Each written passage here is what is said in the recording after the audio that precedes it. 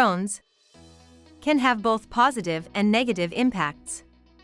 On the positive side, drones can be used for a wide range of applications, including aerial photography, disaster relief, and the delivery of goods.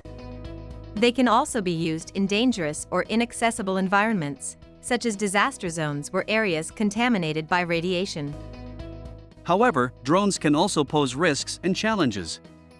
Their small size and ability to fly make them difficult to detect and defend against, and they can be used for malicious purposes such as surveillance or delivering explosives.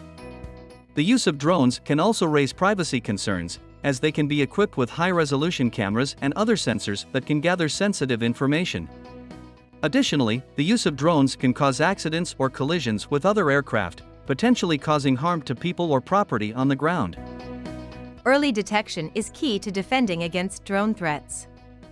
The sooner a drone is detected, the more time security personnel have to take appropriate action, such as intercepting the drone or evacuating the area. After a drone is detected, it is important to quickly identify it and assess the threat it poses to your mission. To identify the drone and its payload, it may be necessary to use a combination of technologies, such as visual recognition systems and radar tracking. This information can then be used to inform the response and ensure that the necessary security measures are taken. It is important to have a well-defined protocol in place to guide the response to a detected drone threat. Once a drone has been detected and its threat level has been assessed, there are a number of different measures that can be taken to defeat it.